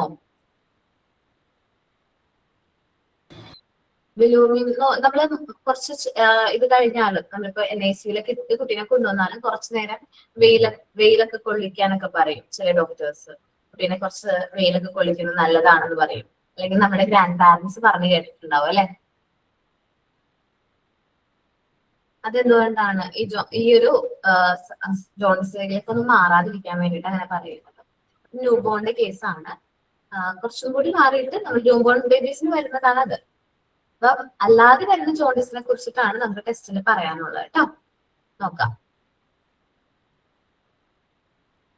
ഈ അല്ലാതെ വരുന്ന ജോണ്ടിസ് സ്പ്രെഡ് ആവും. ഓക്കെ, ന്യൂ ബോൺ ബേബീസിന് വരുന്ന ജോണ്ടിസ് സ്പ്രെഡ് ഒന്നും ആവില്ല. അല്ലാത്ത ജോണ്ടിസ് ആണ് സ്പ്രെഡ് ആകുന്നത്. It is caused by the various germs in blood and excreta of the patient. ഒരു പേഷ്യന്റിന് ജോണ്ടിസ് ഉണ്ടെങ്കിൽ മറ്റു വ്യക്തികളിലേക്ക് ഈസിലി സ്പ്രെഡ് ആവും. നമ്മൾ ബ്ലഡ് ട്രാൻസ്ഫ്യൂഷന്റെ സമയത്ത് അല്ലെങ്കിൽ ഒരാൾ യൂസ് ചെയ്ത അതേ ടോയ്ലറ്റ് ക്ലീൻ ആക്കാതെ യൂസ് ചെയ്യുമ്പോഴും ഇങ്ങനെ സ്പ്രെഡ് ചെയ്യാനുള്ള ചാൻസ് ഉണ്ട്. ഈ ജെംസ് ആദ്യം അഫക്ട് ചെയ്യുന്നത് നമ്മളുടെ മെയിൻ ആയിട്ടുള്ള ഇന്റേണൽ ഓർഗൻ ആയിട്ടുള്ള ലിവറിനെയാണ് ഇത് അഫക്ട് ചെയ്യുന്നത്. If medical aid is not properly given, നമ്മൾ കറക്റ്റ് ടൈമിൽ മെഡിക്കൽ എയ്ഡ് കൊടുത്തില്ലെങ്കിൽ the eyes become yellow in color. നമ്മുടെ ഐസ് യെല്ലോ കളറായിട്ട് മാറും. At this stage, the activities of internal organs, especially the liver, become malfunctioning. നമ്മുടെ internal ഓർഗൻസിന്റെ പതിയെ internal ഓർഗൻസിന്റെ ഓരോ internal ഓർഗൻസിന്റെ activities മാൽഫങ്ഷനിങ് ആവും.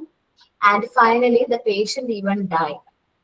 സം സിറ്റുവേഷനിൽ പേഷ്യന്റിന് മരണം വരെ സംഭവിക്കാനുള്ള ചാൻസ് ഉണ്ട് കറക്റ്റ് ടൈമിൽ ട്രീറ്റ്മെന്റ് കിട്ടിയില്ലെങ്കിൽ. പക്ഷെ കറക്റ്റ് ടൈമിൽ നമ്മൾ ഈ അസുഖമാണെന്ന് ഐഡന്റിഫൈ ചെയ്യും ട്രീറ്റ്മെന്റ് കൊടുക്കുകയും ചെയ്യുകയാണെങ്കിൽ നമുക്ക് ആ ഒരു പ്രശ്നം വരാനുള്ള ചാൻസ് വളരെ കുറവാണ്.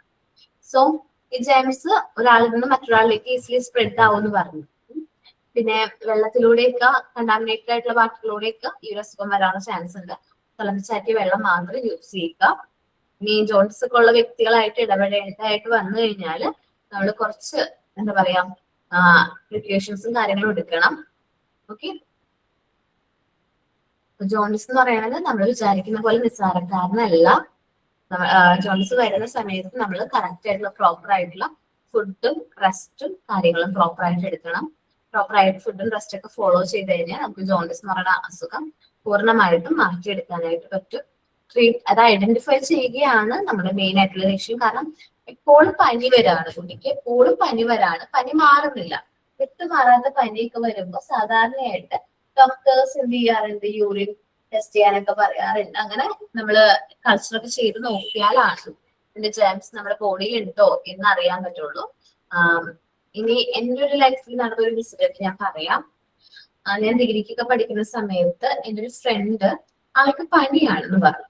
സാധാരണ ഞങ്ങൾ ഒരുമിച്ച് ഒരു ബസ്സിനാണ് പോകുന്നത്. അപ്പൊ സെയിം സ്റ്റോപ്പിൽ നിന്ന് കയറുന്നത്. അപ്പൊ ആദ്യം പനിയാന്ന് പറഞ്ഞു. നമ്മൾ സാധാരണ പനിയാണെങ്കിൽ 2 ദിവസം കഴിഞ്ഞിട്ട് വരൂലേ പിള്ളേര്. ഞാനൊക്കെ അങ്ങനെയാണ്, പനി വന്നു കഴിഞ്ഞാൽ 1-2 ദിവസം, അതിൽ കൂടുതൽ ലീവ് ഒന്നും എടുക്കില്ല അല്ലെ, നമ്മള് കറക്റ്റ് ആയിട്ട് വരും. അപ്പൊ ഈ കുട്ടീനെ ഞാൻ ഒരാഴ്ച കഴിഞ്ഞിട്ട് കണ്ടില്ല, പനിയാണെന്ന് പറഞ്ഞിട്ട്. അപ്പൊ പനി മാറുന്നില്ല, അപ്പൊ അതുകൊണ്ട് വേറെ ഡോക്ടറിനെ പോയിരിക്കാന്നൊക്കെ പറഞ്ഞു. ഞാൻ അടുത്തത് നല്ല മറ്റു കുട്ടികളോട് ചോദിക്കുകയൊക്കെ ചെയ്തു കേട്ടോ. പക്ഷെ ഈ പനി കുറച്ച് കോംപ്ലിക്കേറ്റഡ് ആയിരുന്നു. ശരിക്കും പറഞ്ഞിട്ടുണ്ടെങ്കിൽ അത് പനി ജോണ്ടിസ് ആയിട്ട് മാറിയിട്ടുണ്ടായിരുന്നു, മഞ്ഞപ്പിത്തമായിട്ട് മാറിയിട്ടുണ്ടായിരുന്നു. അപ്പൊ അത് ഐഡന്റിഫൈ ചെയ്യാനായിട്ട് കുറച്ച് ലേറ്റ് ആയി. പിന്നീട് ഞങ്ങളുടെ അടുത്തൊരു ഹോസ്പിറ്റൽ ഉണ്ട്, ആ ഹോസ്പിറ്റലിൽ ട്രീറ്റ്മെന്റിന് വേണ്ടി പോയി. ചാലാക്ക മെഡിക്കൽ കോളേജ് എന്നാണ് ഹോസ്പിറ്റലിന്റെ പേര്. അവിടെ ചെന്നപ്പോഴാണ് ബ്ലഡ് ടെസ്റ്റ് ഒക്കെ ചെയ്ത് നോക്കിയപ്പോഴാണ് ഇത് ജോൺസ് ആണെന്ന് മനസ്സിലാകുന്നത്. ആളുടെ വീട്ടിൽ ഫിനാൻഷ്യലി അത്യാവശ്യം എന്താ പറയാ സ്റ്റേബിൾ അല്ലാത്തൊരു ഫാമിലിയാണ്, എക്കണോമിക്കലി കുറച്ച് ബാക്ക്വേർഡ് ആയിട്ടുള്ള ഫാമിലിയാണ്. അപ്പോ ആദ്യം തന്നെ ട്രീറ്റ്മെന്റിന് വേണ്ടിയിട്ട് അവർ 1 lakh rupees അടയ്ക്കണം എന്ന് പറഞ്ഞു. അപ്പൊ ഞങ്ങളുടെ ഫ്രണ്ട് ഒക്കെ വന്നിട്ട് ഞങ്ങളോടൊക്കെ പറഞ്ഞു നമുക്കിങ്ങനെ പൈസയൊക്കെ തിരിച്ചു കൊടുക്കാം എന്നൊക്കെ പറഞ്ഞ് സംസാരിച്ചു. ഞാൻ ക്ലാസ്സിൽ ചെന്നിട്ടുള്ളൂ. ആ സമയത്ത് അനൗൺസ്മെന്റ് വന്നു, ഇന്ന ബാച്ചില് ഇന്ന കുട്ടി സ്കൂൾ ഇല്ലാന്നുള്ള അനൗൺസ്മെന്റ് ആണ് വന്നത്. അപ്പോ ഇന്ന ബാച്ചിൽ ഇന്നൊരു കുട്ടി ഇന്നൊരു കാരണത്താൽ മരണം സംഭവിച്ചു എന്നുള്ള വാർത്തയായിരുന്നു. എല്ലാവർക്കും ഭയങ്കര ഷോക്കായിരുന്നു ആ ഒരു കാര്യം. കാരണം ഞങ്ങളുടെയൊക്കെ ഒപ്പം അതേപോലെ ചിരിച്ചും കളിച്ചു ഓടി നടന്നൊരു കുട്ടിയാണ്. പെട്ടെന്ന് അങ്ങനെ ഒരു വാർത്ത കേട്ടപ്പോ ആള് മാറും, നമ്മൾ പറ്റും എന്നുള്ള രീതിയിൽ മാത്രമേ നമ്മുടെ മൈൻഡിലുള്ളൂ. അങ്ങനെ ഒരു വാർത്ത കേട്ടപ്പോ ഞങ്ങൾ എല്ലാവരും ഷോക്കായി. ഞങ്ങള് പോയിരുന്നോളെ കാണാനായിട്ട്. പോയപ്പോ കണ്ട കാഴ്ചയാണ് ഏറ്റവും ഇന്നും എന്റെ മൈൻഡില് അവളെ കുറിച്ച് ആലോചിക്കുമ്പോ ആദ്യം വരുന്നത് അവളെ ആ കൊണ്ട് കടത്തിയൊരു രൂപമാണ് മനസ്സിലേക്ക് വരുന്നത്. ആള് നല്ല പൊക്കമൊക്കെ ഉണ്ട്, അത്യാവശ്യം നല്ല ഭംഗിയെ കാണാനൊക്കെ നല്ല ഭംഗിയാണ്, നല്ല സുന്ദരി കുട്ടിയാ. പക്ഷെ ആളെ കൊണ്ടുവന്ന് കടത്തിയ സമയത്ത് ഒരു 6ാം ക്ലാസ്സിലോ 7ാം ക്ലാസ്സിലോ പഠിക്കുന്ന ഒരു കുട്ടിക്ക് എന്തോരം ആരോഗ്യം ഉണ്ടാവും, അത്രേ ഉള്ളൂ. അത്രയും ചെറുതായി അവള്. ആ ഒരു അസുഖം വന്നിട്ട് അധികം ദിവസമായിട്ടില്ല, ഒരാഴ്ച 2 ആഴ്ച ആയിട്ടുള്ളൂ. അപ്പോഴേക്കും അവളുടെ ബോഡിനെ അത് വളരെയധികം ബാഡ് ആയിട്ട് എന്ത് ചെയ്തിട്ടുണ്ട്, നല്ല രീതിയിൽ അഫക്ട് ചെയ്തിട്ടുണ്ട്.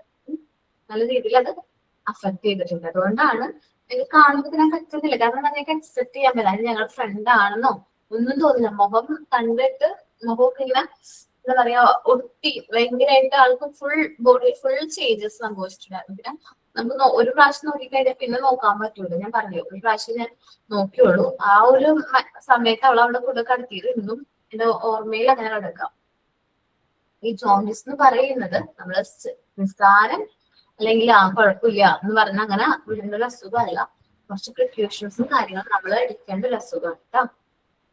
ശ്രദ്ധിക്കണം. ആർക്കെങ്കിലും നമ്മൾ കുട്ടികളുടെ കണ്ണിലൊക്കെ നോക്കുമ്പോൾ നമുക്ക് പെട്ടെന്ന് ഐഡന്റിഫൈ ചെയ്യാൻ പറ്റും. അല്ലെങ്കിൽ ഒരു സ്കിൻ ടോണിൽ ചേഞ്ച് വരുമ്പോൾ നമുക്ക് ഐഡന്റിഫൈ ചെയ്യാൻ പറ്റും. ഫീവറും കൂടി ഉണ്ടെങ്കിൽ നമ്മൾ കൺഫേം ചെയ്യാം, ബ്ലഡ് ടെസ്റ്റ് ചെയ്യാം, ഡോക്ടറെ കാണിക്കാം. അവരോട് പറയാം ഇങ്ങനൊരു ഇങ്ങനെ സിംറ്റംസ് ഉണ്ട് എന്ന് പറയണം. പനി വിട്ടുമാറാതെ ഇങ്ങനെ ഇടയ്ക്കിടയ്ക്ക് പനി വരാണ്, അതേപോലെ കണ്ണിലെ മഞ്ഞ നിറം അല്ലെങ്കിൽ സ്കിന്നിന് ഒരു യെല്ലോ ഷെയ്ഡ് വരുന്നുണ്ട് എന്ന് പറയുകയാണെങ്കിൽ ഡോക്ടേഴ്സ് എന്തായാലും മറ്റു ടെസ്റ്റുകൾക്ക് വേണ്ടിയിട്ട് എഴുതും. ഓക്കെ, പറഞ്ഞോടാ. മോന് വന്നത് സെയിം സിറ്റുവേഷൻ ആയിരുന്നു. ബോഡിയൊക്കെ ഭയങ്കര ചെറുതായി പോയി. അത് കഴിഞ്ഞിട്ട് പിന്നെ റിക്കവർ ചെയ്തതാ. ഡെത്ത് റേഞ്ചാന്ന് ഡോക്ടർ പറഞ്ഞു എല്ലാം കഴിഞ്ഞപ്പോഴേക്കും. റിക്കവർ ആയി കഴിഞ്ഞപ്പോൾ ഒത്തിരി പേടിച്ച സമയങ്ങളായിരുന്നു അത്. ഇപ്പോൾ ഇപ്പോഴും പനി വന്നു കഴിഞ്ഞാൽ ഒരു 3 ദിവസത്തിലപ്പുറം ആയാൽ ബ്ലഡ് ടെസ്റ്റ് ചെയ്യണം. നമ്മൾ ബ്ലഡ് ടെസ്റ്റ് ചെയ്യാൻ ലേറ്റായി. 3 ദിവസം കഴിഞ്ഞു, 5ാമത്തെ ദിവസമായപ്പോൾ കഴിഞ്ഞിട്ടാണ് ടെസ്റ്റ് ചെയ്യുമ്പോൾ ഇപ്പം നന്നായിട്ട് കൂടിയിട്ടുണ്ടായിരുന്നു. വീണ്ടും വരുന്നുണ്ടോ? Okay ma'am, thank you. എടാ ജിൻസി മോനെ, ഇടയ്ക്കിടയ്ക്ക് വരുന്നുണ്ടോ? ഈ അളവിൽ വ്യത്യാസം വരുന്നുണ്ടോ? ഇല്ല, ഇപ്പം നോർമൽ, കംപ്ലീറ്റ് നോർമൽ. ഹെപ്പറ്റൈറ്റിസ് ഏതാ വന്നത് ഓർമ്മയുണ്ടോ? ഹെപ്പറ്റൈറ്റിസ് എ, ബി അങ്ങനെയല്ലേ? ഏതാ വന്നിട്ടുണ്ടായിരുന്നു? ഇയാൾക്ക് സിവിയർ ഹെപ്പറ്റൈറ്റിസ് ഡേഞ്ചർ ആയിട്ടുള്ളതല്ല വന്നത്. അല്ല, ഹെപ്പറ്റൈറ്റിസ് ബി ആണ് ഭയങ്കരമായിട്ട് ഡേഞ്ചർ ആണ്. അതെ അതെ, എ ആണ് വന്നത്. ഹെപ്പറ്റൈറ്റിസ് എ ആയിരുന്നു. ഹെപ്പറ്റൈറ്റിസ് ബി ആണെന്നുണ്ടെങ്കിൽ മാറാൻ ഭയങ്കര പാടായിരിക്കുള്ളൂ. പക്ഷെ എല്ലാത്തിന്റെ അളവ് കൂടുതലായിരുന്നു. SGPT SGOT ഒക്കെ ഹൈ ലെവലായിരുന്നു. എന്തോ 2500 അത്രയും ലെവല് വന്നു. ഭയങ്കര റിസ്ക് ആയിരുന്നു. പക്ഷെ ഡോക്ടറിന്റെയും കൂടി കേപ്പബിലിറ്റി ആണ്. നമ്മൾ വീട്ടിൽ ഹോസ്പിറ്റലൈസ് ചെയ്ത ആ സമയത്ത് വേറെ എന്തെങ്കിലും സംഭവിച്ചേനെ. കാരണം ഫങ്ഷൻ ഒന്നും നടക്കില്ല പിന്നെ. ആ സമയത്ത് ഡോക്ടർ ട്രീറ്റ് ചെയ്തു. കൂടാതെ കീഴാർനെല്ലി എന്നുള്ള മരുന്നുണ്ടല്ലോ, അതിൻ്റെ ഒപ്പം അതും കൊടുത്തു. അങ്ങനെയാണ് നോർമലായത്.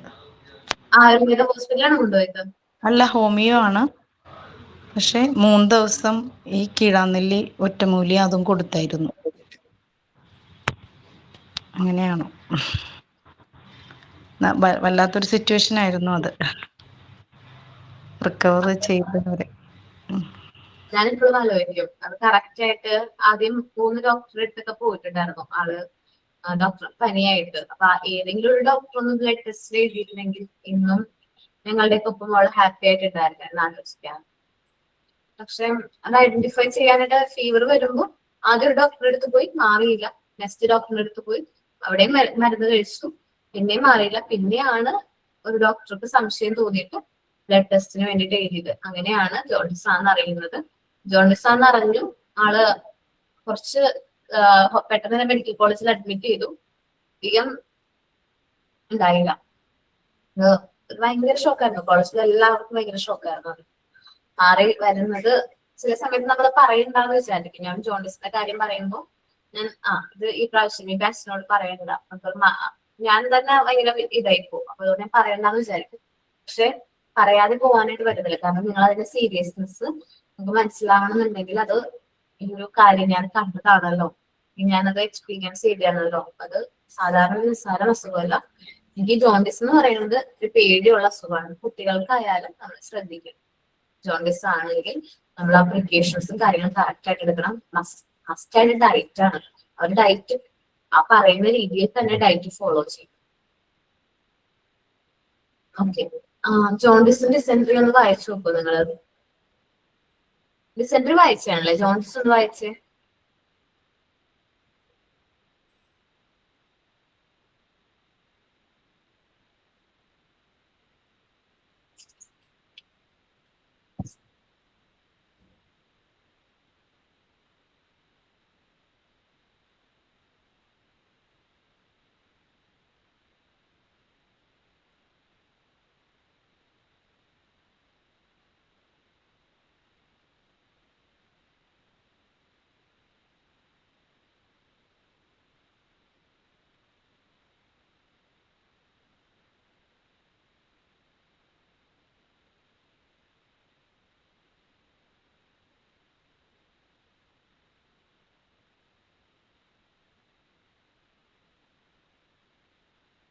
റീഡ് ചെയ്തിട്ട് പറയണോ കേട്ടോ. ചെയ്തു. മലേറിയ കേട്ടിട്ടുണ്ടോ അസുഖത്തെ കുറിച്ച്?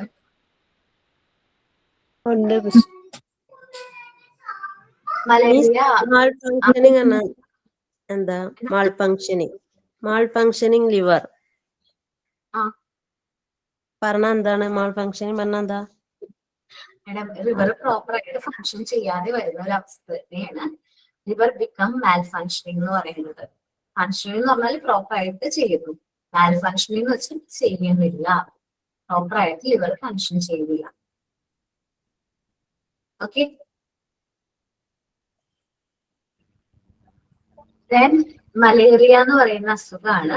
മലേറിയ മെയിൻ ആയിട്ട് സ്പ്രെഡ് ചെയ്യുന്നത് ആരാന്നറിയാവോ? Mosquito. Mosquito.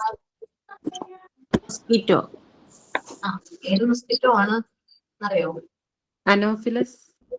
Infected anopheles mosquitoes. Infected anopheles mosquitoes ആണ് മലേറിയ സ്പ്രെഡ് ചെയ്യുന്നത്.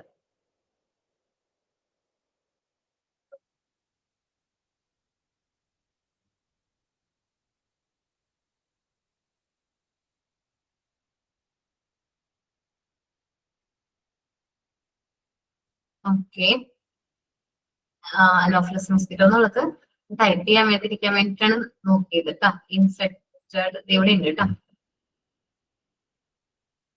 കാണാൻ പറ്റുന്നുണ്ട് നിങ്ങൾക്ക്?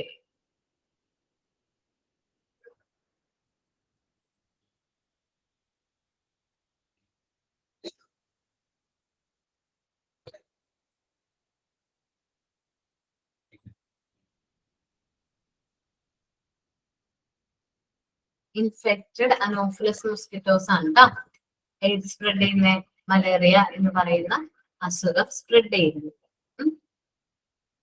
ഓക്കെ, ഇത് രാത്രി കാലങ്ങളിലാണ് ഈ മൊസ്കിറ്റോസ് നമ്മൾ എന്ത് ചെയ്യുന്നത്, ബൈറ്റ് ചെയ്യുന്നത്. ഇനിയിപ്പോ കുറച്ച് ചൂടൊക്കെ തുടങ്ങിയോ, സീസണൊക്കെ തുടങ്ങിയിട്ടുണ്ടാവും അല്ലെ? ഇപ്പൊ എന്താണ്, ക്ലൈമറ്റിലൊക്കെ അത്യാവശ്യം നല്ല രീതിയിൽ ടെമ്പറേച്ചർ ആണ്, രാത്രി ഭയങ്കര ചൂടാണല്ലേ? ഇല്ല, ഉണ്ട്. നമ്മൾ എന്ത് ചെയ്യും, ചൂട് കൂടുമ്പോ ജനലും വാതിലൊക്കെ തുറന്നിടും അല്ലെ?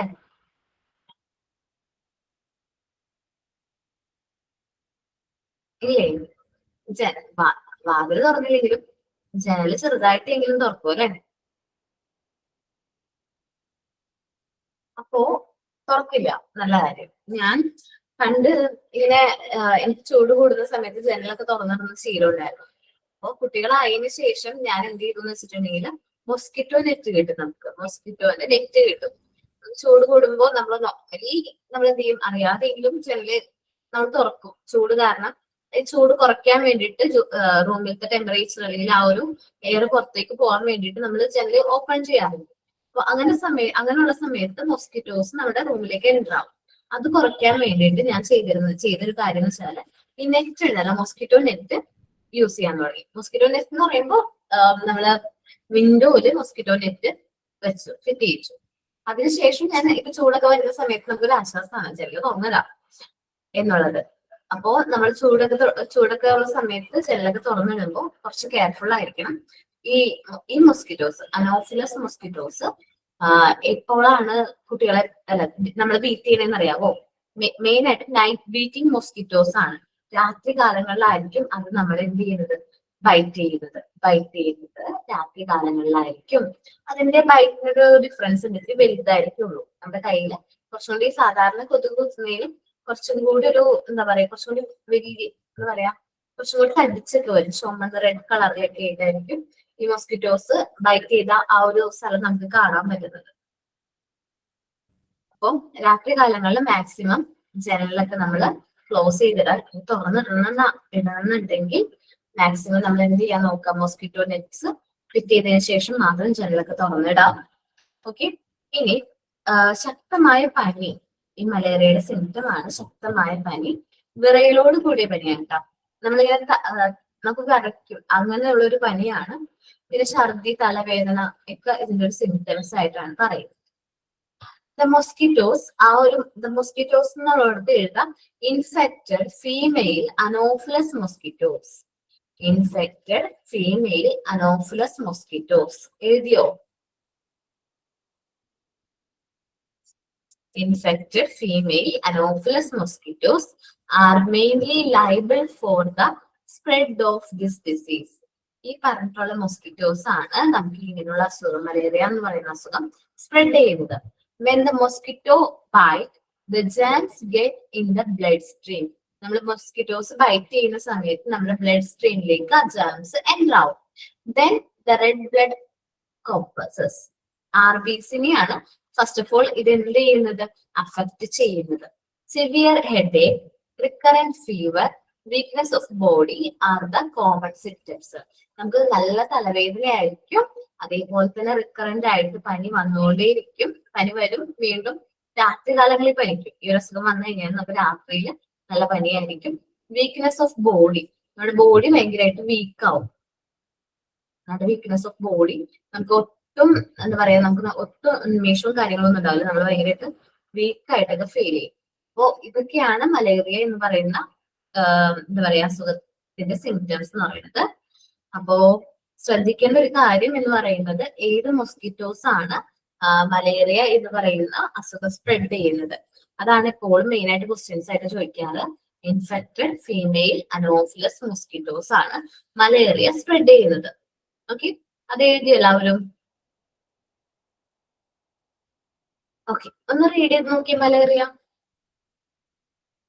ആദ്യം തന്നെ എഴുതി വെച്ചോ ഇൻഫെക്റ്റഡ് ഫീമെയിൽ അനോഫിലസ് മൊസ്കിറ്റോ എന്നുള്ളത്.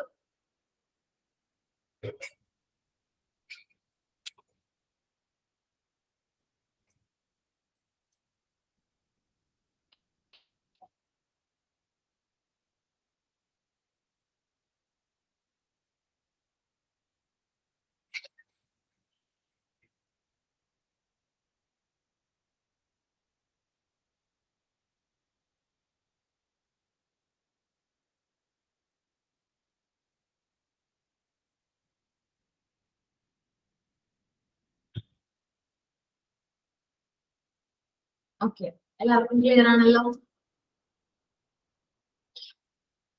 ഇനി നമ്മൾ നോക്കുന്ന അസുഖമാണ് ടൈഫോയിഡ്. കേട്ടിട്ടുണ്ടോ? കേട്ടിട്ടുണ്ട്.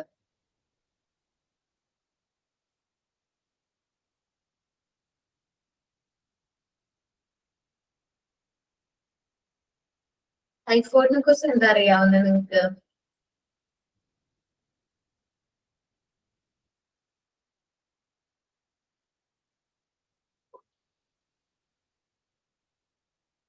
ആരെങ്കിലും ഒരാളൊന്ന് പറയോ?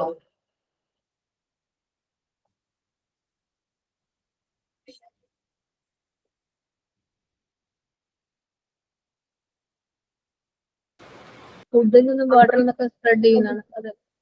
ഓക്കെ, കണ്ടാമിനേറ്റഡ് ആയിട്ടുള്ള ഫുഡിൽ നിന്ന് വാട്ടറിൽ നിന്ന് സ്പ്രെഡ് ചെയ്യുന്ന ഒരു അസുഖമാണ് ടൈഫോയിഡ്. ഓക്കെ, ദിസ് മെയിൻ ആയിട്ട് പറഞ്ഞിട്ടുണ്ടെങ്കിൽ സാൽമണല്ലോ ബാക്ടീരിയം ടൈഫോയിഡിയം എന്ന് പറയുന്ന ഒരു ബാക്ടീരിയ ആണ് ടൈഫോയിഡ് എന്ന് പറയുന്ന അസുഖത്തിന് കാരണം. ഓക്കെ, അപ്പോ ഈ ടൈഫോയിഡ് ഉള്ള ഒരാൾക്ക് സിംറ്റംസ് നോക്കുകയാണെങ്കിൽ നമ്മൾ നോക്കുമ്പോൾ എന്തുണ്ടാവും? ഹെഡേക്ക് ഉണ്ടാവും, അതേപോലെ ബോഡി പെയിൻ ഉണ്ടാവും, ദെൻ പിന്നെന്താണ് ഫീവർ ഉണ്ടാവും, കഫ് ഉണ്ടാവും, കോൺസ്റ്റിപ്പേഷൻ, ചിലവർക്ക് കോൺസ്റ്റിപ്പേഷൻ ആയിരിക്കും, ചിലവർക്ക് ലൂസ് മോഷൻ ആയിരിക്കാം, വൊമിറ്റിംഗ് ചിലവർക്ക് ഉണ്ടാവും, മസിൽസ് പെയിൻ ഉണ്ടാവാറുണ്ട് ചില വ്യക്തികൾക്ക്. പിന്നെ ഒരു കളറ് ചിലത് ഇതേപോലെ ടോട്ട് വരും. ടൈഫോയിഡ് ഉള്ള ആൾക്കാർക്ക് ഇല്ലേ, നമ്മള് ഇതേപോലത്തെ ചെറിയ ഡോട്ട്സ്, റോസ് കളറിലെ ഡോട്ട്സ് ബോഡിയിൽ അപ്പിയർ ആവും. ഓക്കെ, ടൈഫോയിഡ് ആണെങ്കിൽ റോസ് കളറിലെ ഡോട്ട്സ് ബോഡിയിൽ അപ്പിയർ ആകുന്നത് കാണാൻ പറ്റും. ഓക്കെ, ശ്രദ്ധിച്ചോ ആ ഡോട്ട്സ്? ഈ ഡോട്ട്സ് എന്ന് പറയുന്നത്, ഈ ഡോട്ട്സ് നോക്കി തന്നെ നമുക്ക് അസുഖങ്ങൾ പറയാൻ പറ്റും. അത് ചില അസുഖങ്ങൾക്ക് സിംറ്റം ആയിട്ട് ഈ ഡോട്ട്സ് വരാറുണ്ട് കേട്ടോ. ടൈഫോയിഡിന്റെ സിംറ്റം ആണ് ഈ റെഡ് കളറിലെ ഡോട്ട്സ് എന്ന് പറയുന്നത്. നോക്കാം, ദിസ് ഡിസീസ് പ്രൊപഗേറ്റ്സ്. എങ്ങനെയാണ് പ്രൊപഗേറ്റ്സ് എന്ന് വെച്ചിട്ടുണ്ടെങ്കിൽ സ്പ്രെഡ് ചെയ്യുന്നത്? Through water, dust etcetera. വെള്ളത്തിലൂടെ ഡസ്റ്റിലൂടെ ഒക്കെ ഈ ഒരു ഡിസീസ് സ്പ്രെഡ് ആകും. Flies also helps in spread of these disease. ഫ്ലൈസിലൂടെയും ഈ ഒരു അസുഖം സ്പ്രെഡ് ആവും. Headache, body pain, bleeding are symptoms. നമുക്ക് നല്ല ഈ ഹെഡേക്കും ബോഡി പെയിനും ബ്ലീഡിങ്ങും കൂടാതെയും സിംറ്റംസ് ഉണ്ട്. ക്ഷീണം, വൊമിറ്റിംഗ്, ചില കേസുകളിൽ കോൺസ്റ്റിപ്പേഷൻ ആയിരിക്കും, ചില കേസുകളിൽ ലൂസ് മോഷൻ. അത് ഡിഫറെന്റ് ആയിട്ട് വരാറുണ്ട്. Sometime the motion will be loose and there may be vomiting also. ചില കേസുകളിൽ ലൂസ് മോഷൻസും അതേപോലെ തന്നെ വൊമിറ്റിങ്ങും കാണാറുണ്ട്. Gradually the lip and tongue will be dry. നമ്മുടെ ചുണ്ടും നാവൊക്കെ വെള്ളമില്ലാത്തൊരവസ്ഥ ഉണ്ടല്ലോ, ആ ഒരു ഇതിലേക്ക് വരും. It remains for few days ഒരു 3 to 4 weeks വരെയും ഈ ഒരു അസുഖം നമുക്ക് ഉണ്ടാവും. അത് കഴിയുമ്പോൾ നമുക്ക് എന്താണ് സാധാരണ പോലെ അത് മാറിപ്പോകും. കറക്റ്റ് ആയിട്ട് മെഡിസിൻസും കാര്യങ്ങളൊക്കെ എടുത്തു കഴിഞ്ഞാൽ മാറും. ഇതിന് വാക്സിൻ അവൈലബിൾ ആണ്. 80% പ്രൊട്ടക്ഷൻ വാക്സിനിൽ നിന്ന് കിട്ടുന്നുണ്ട്. ഹ്യൂമൻ ടു ഹ്യൂമൻ സ്പ്രെഡ് ചെയ്യുന്ന ഒരു അസുഖമാണ് ടൈഫോയിഡ്. ഒരാളിൽ നിന്ന് മറ്റൊരാളിലേക്ക് സ്പ്രെഡ് ചെയ്യും. ഒരാൾ യൂസ് ചെയ്ത അതേ ടോയ്ലറ്റ് ഒക്കെ നമ്മൾ യൂസ് ചെയ്യാണ്, ടൈഫോയിഡ് ഉള്ള ഒരു വ്യക്തി യൂസ് ചെയ്ത അതേ ടോയ്ലറ്റ് നമ്മൾ യൂസ് ചെയ്യുകയാണെങ്കിൽ നമുക്കും ഈ ഒരു അസുഖം വരാനുള്ള ചാൻസ് ഉണ്ട്. Excrete of the patient excrete വഴി സ്പ്രെഡ് ചെയ്യുന്നുണ്ട്. അപ്പോൾ നമ്മൾ ശ്രദ്ധിക്കണം, ടൈഫോയിഡ് എന്ന് പറയുന്നത് ഈസിലി സ്പ്രെഡ് ആകുന്ന ഒരു അസുഖമാണ് ടൈഫോയിഡ്. മെയിൻ ആയിട്ട് ഇതിന് ചോദിക്കാറുള്ള ഒരു ക്വസ്റ്റ്യൻ എന്ന് പറയുന്നത് typhoid is spread through. Main ആയിട്ട് ചോദിക്കുന്നത് ടൈഫോയിഡ് എങ്ങനെയാണ് സ്പ്രെഡ് ചെയ്യുന്നത്. അപ്പൊ ഓപ്ഷനിൽ കണ്ടാമിനേറ്റഡ് ആയിട്ടുള്ള വാട്ടർ, കണ്ടാമിനേറ്റഡ് വാട്ടർ ആണ് മെയിൻ ആയിട്ട് പറയാറ്. എന്നുവെച്ചാൽ ശുദ്ധമില്ലാത്ത വെള്ളം, കണ്ടാമിനേറ്റഡ് ആയിട്ടുള്ള വെള്ളത്തിലൂടെയൊക്കെയാണ് ടൈഫോയിഡ് എന്ന് പറയുന്ന അസുഖം മെയിൻലി സ്പ്രെഡ് ആകുന്നത്. ഓക്കെ, ഒന്ന് റീഡ് ചെയ്ത് നോക്കാവോ?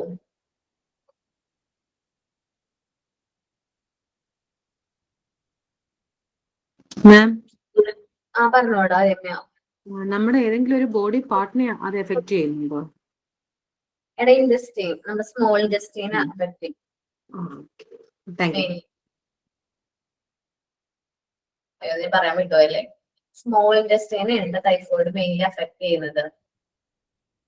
ഇൻഡസ്ട്രീനെയാണ് മെയിൻ ആയിട്ട് അത് അഫക്ട് ചെയ്യുന്നത്.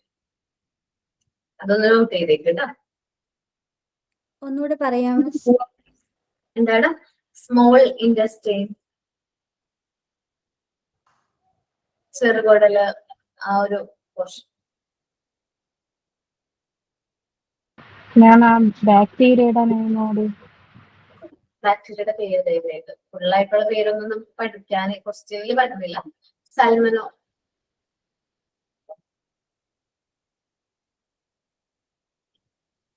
ഇവിടെ ഉണ്ട് കേട്ടോ.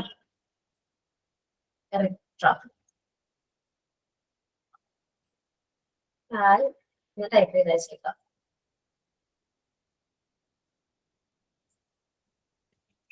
സാൽമോ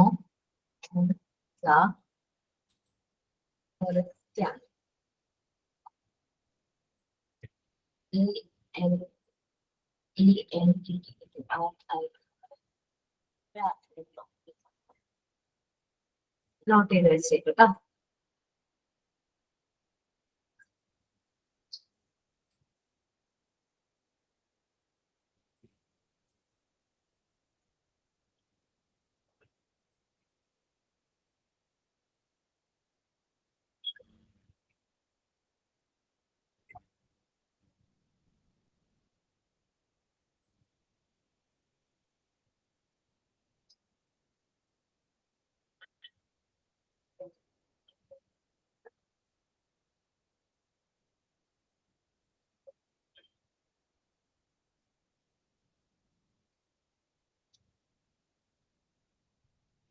ഓക്കെ, ഞാൻ ടൈഫോയിഡ് വരെയും പറയുന്നുള്ളൂ. നെക്സ്റ്റ് ക്ലാസ്സിൽ നമുക്ക് ഇത് പോർഷൻ കംപ്ലീറ്റ് ആക്കാം. അപ്പൊ ഞാൻ ആദ്യം മുതൽ എടുത്ത ഡിസീസിനെ കുറിച്ചിട്ടൊക്കെ നിങ്ങൾ നോക്കിയിട്ട് വേണം വരാനായിട്ട്. ഇതിന് ഡൗട്ട്സ് ഒക്കെ ഉണ്ടെങ്കിൽ ചോദിക്കുക കേട്ടോ.